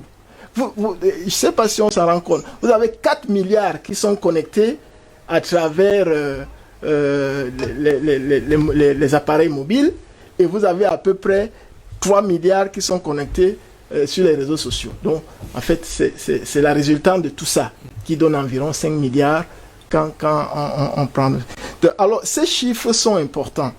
Et je sors par 2 chiffres. Pour les paiements, comment on paye aujourd'hui davantage, surtout depuis que ces crises-là se sont déclenchées. 80% des paiements se font par carte bancaire. 80% des paiements. Vous avez environ 10% de paiements qui se font sur la base des portefeuilles. Et quand on dit portefeuille, ce sont les monnaies digitales surtout. Ce sont des tendances qui doivent nous interpeller. De plus en plus aujourd'hui, les transferts sont moins chers, ils sont rapides et les retraits sont taxés davantage. Quand vous voulez retirer, c'est-à-dire convertir ce qui est invisible en ce qui est palpable, en cash, vous payez plus cher. Parce que de moins en moins, on fait de plus en plus on fait des transferts parce que c'est rapide, c'est moins coûteux, etc. Mais la finalité, c'est évidemment d'avoir du cash si on n'est pas obligé de payer un service ou un bien. Donc, je le dis pour embrayer maintenant sur les perspectives par rapport à la mort. Allons-y rapidement parce qu'on n'a que 10 minutes. D'accord. J'ai eu très peu de temps, M. Gousse. Allez-y. Mais je vais essayer de résumer. En ce qui concerne les perspectives, par rapport à la mort, l'enterrement définitif du franc CFA, il est important qu'on envisage que chaque pays, je dis bien chaque pays de ces zones concernées, envisage de créer sa monnaie fiat. Je dis chaque pays parce que une monnaie commune doit obéir à un certain nombre de critères. De convergence. Ces pays-là n'ont pas des critères de convergence qui pourraient permettre que... en 2 jours. Il y a même d'autres... Il n'y a même pas la libre circulation des individus. Il n'y a même pas la libre circulation des biens. Il n'y a pas de facilité douanière. Il n'y a pas de facilité... Donc, ça va être trop compliqué si nous pensons que tous ensemble, ils vont créer une monnaie. Il faut d'abord, pour le moment, oublier ça. Ça va trop traîner, ça va prendre beaucoup de temps et peut-être ça n'arrivera pas. Oui. Donc, chaque pays peut prendre l'initiative. Le professeur... Paul est là? Non. Abou a dit qu'en 3 jours, c'était possible qu'un État crée sa monnaie. Et je crois en ce qu'il a dit. C'est une volonté politique. Donc, si chaque pays a sa monnaie, et je précise qu'il ne doit pas être convertible automatiquement, parce que la monnaie, c'est d'abord l'adhésion d'une communauté. Le Cameroun, pour ne citer que celui-là, s'il a 30 millions d'habitants et crée sa monnaie qui va d'abord circuler entre 30 millions d'habitants, ce n'est pas rien. Et il y aura des parités. Ça va développer la confiance. Ça va développer la confiance. Et ceux qui viendront acheter au Cameroun seront obligés d'abord de changer pour avoir cette monnaie et d'acheter avec cette monnaie. Et vice-versa. Donc, c'est possible qu'on le fasse pour que les actions concrètes soient posées. Parallèlement, parce que j'ai montré les tendances qu'il y a par rapport au numérique. Oui. Nous sommes en plein dans la 4e révolution du numérique. Nous n'allons pas réinventer la roue. La technologie de la blockchain fait ses preuves et davantage. Les Russes ont développé Ethereum, qui est une technologie avec des contrats intelligents. Donc, nous devons nous positionner de manière à ce qu'on tire profit de cette technologie. C'est d'ailleurs avec ça qu'on peut faire ce qu'on appelle le leapfrog. Le saut de grenouille, nous ne pouvons le faire que dans le numérique. Parce que le retard que nous avons accusé dans l'infrastructure physique, nous ne pourrons jamais le rattraper par rapport aux Occidentaux. Donc, lorsque je l'ai dit, il est donc question, maintenant s'il faut parler d'une monnaie commune, parallèlement, réfléchir à comment créer une monnaie digitale commune, par exemple aux 15 pays d'Afrique. Ça, c'est faisable, sans tenir compte des critères de convergence. C'est faisable. Oui. Je voudrais sortir par là pour le moment. Désavoué par une part grandissante des opinions du continent africain, qui voit en cette monnaie une des derniers vestiges de la colonisation. Emmanuel Macron, le chef de l'État français qui, depuis son arrivée au pouvoir, affiche la volonté de construire une nouvelle relation débarrassée des vestiges de la colonisation avec les pays africains. Ici, Christine Muriel, pour Universal News TV. Merci de suivre Universal News TV sur YouTube. Nous vous rassurons que les informations que nous diffusons au quotidien sont suffisamment crédibles. Alors, n'hésitez pas à liker la vidéo si elle vous plaît, et si vous êtes nouveau sur la chaîne. N'oubliez pas de vous abonner et d'activer la cloche de notification pour ne pas rater nos prochaines vidéos.